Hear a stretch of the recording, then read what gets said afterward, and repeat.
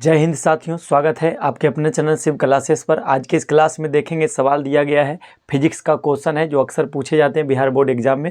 देखिए सवाल पूछा जाएगा कि सिद्ध करें कि श्रेणी क्रम में समतुल्य प्रतिरोध R बराबर R1 plus R2 plus R3 dot dot dot इस तरह से दिया जाएगा कि जो है आप सिद्ध करके दिखाइए कि R बराबर R1 plus R2 plus R3 होता है। चलिए इसको सिद्ध करके दिखाते हैं कैसे होता है। तो देखिए हम पहले एक बैटरी बना ली, एक सेल बना ली है जिसमें धन ध्रुव को दिखाए हैं और ऋण ध्रुव को दिखाए हैं, जिसमें I धारा प्रवाहित हो रही है और इसमें प्रतिरोध लगा हुआ है और विभवांतर उत्पन्न होता है। विभवांतर V1 उत्पन्न होता है, विभवांतर V2 उत्पन्न होता है और विभवांतर V3 उत्पन्न होता है। इसमें प्रतिरोध लगे हुए R1, R2 और R3। चलिए इसको लिखेंगे कैसे, तो लिखिएगा, मान लिया कि आप बनाने टाइम लिखिएगा कि माना कि, ठीक है, इसको लिखिएगा कि माना कि तीन प्रतिरोध R1, R2 तथा R3, ठीक है। माना कि तीन प्रतिरोध R1, R2 तथा R3 लगे हुए हैं तथा सभी से I धारा प्रवाहित होती है तो एवं विभवांतर, एवं लिखिएगा एवं विभवांतर भी अलग अलग हैं। इतना बात आप लिखिएगा, अलग अलग हैं, इतना बात लिख लीजिएगा। जब अलग अलग हैं, जब विभवांतर अलग अलग हैं तो हम क्या करेंगे, अब इतना बात करने के बाद लिखिएगा, इसलिए कुल विभवांतर को क्या कहते हैं हम, कुल विभवांतर को भी कहते हैं। V बराबर हो जाएगा V1 plus V2 plus V3। इसको मान लीजिएगा समीकरण फर्स्ट। क्या मान लीजिएगा, समीकरण फर्स्ट मान लीजिएगा। अब चलेंगे, आप लोग को दिख रहा है, चलिए काम चल जाएगा। अब लिखिएगा, अब ओम के नियम से, अब क्या लिखना है, अब ओम के नियम से, अगर जो ऐसा दिया गया तो ओम के नियम से चलेंगे। तो ओम का नियम कहता है V बराबर IR। V बराबर क्या कहता है, IR। जब इससे बराबर V बराबर IR है तो यदि हम लिखेंगे V1 बराबर तो हो जाएगा IR1 और कॉमा लिखेंगे यदि हम V2 के बराबर निकालना चाहेंगे तो देखिए जब V बराबर IR है तो जब भी वोल्ट मीटर को, जब विभवांतर को V1 लेंगे तो हम यहाँ V1 लिखेंगे। तो I तो है लेकिन V1 से कैसा, R1 प्रतिरोध उत्पन्न होगा तो R1 से V1, तो यहाँ हो जाएगा IR1। अगर जो V2 की बात करेंगे तो I किससे क्या हो जाएगा, I जो है R2 हो जाएंगे, प्रतिरोध R2 है, V2 से R2 प्रतिरोध हो जाएंगे और V3 के बराबर करेंगे तो IR3 हो जाएंगे। इतना बात क्लियर है। देखिए अब V1 बराबर हो जाएगा IR1, V2 हो जाएगा IR2 हो जाएंगे और कॉमा लगाइएगा। V3 के बराबर निकालेंगे तो V3 क्या हो जाएंगे, V3 बराबर हो जाएंगे IR3 हो जाएंगे। क्लियर है। अब देखिए आगे बढ़ते हैं।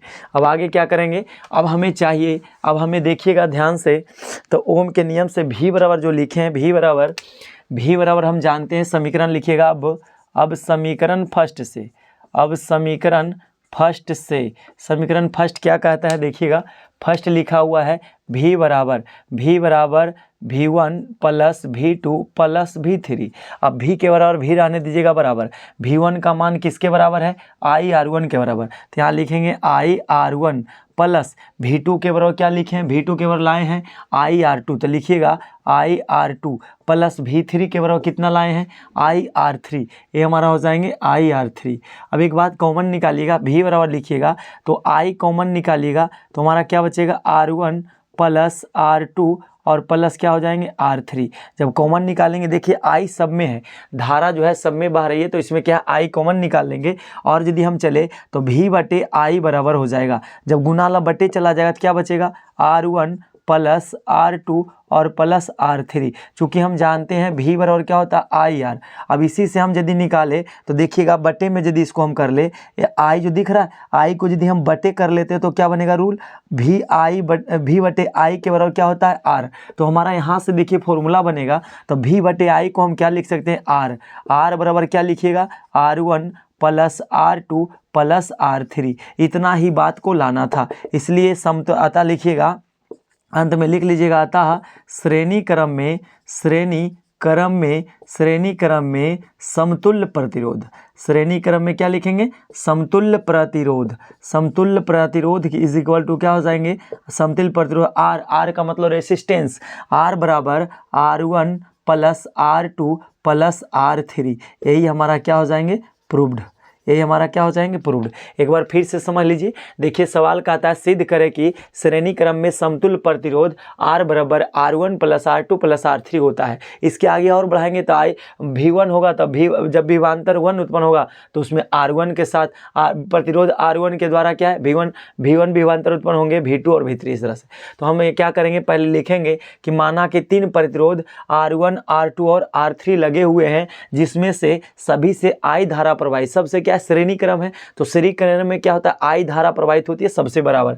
अब क्या है? एवं विभवांतर भी अलग अलग उत्पन्न हो रहे हैं, तो विभवांतर अलग अलग उत्पन्न कर देंगे। अब कुल विभवांतर को हम पता करेंगे, तो कुल विभवांतर बराबर हो गया V1 plus V2 plus V3, सभी को जोड़ देंगे, समीकरण फर्स्ट कहलाएगा। अब लिखेंगे ओम के नियम से। ओम के नियम कहता है V बराबर IR। जब V बराबर IR था तो विभवांतर 1 निकालना चाहेंगे तो V1 के बराबर हो जाएगा IR1, V2 के बराबर हो जाएगा IR2 और V3 के बराबर हो जाएगा IR3। और आगे बढ़ाएंगे।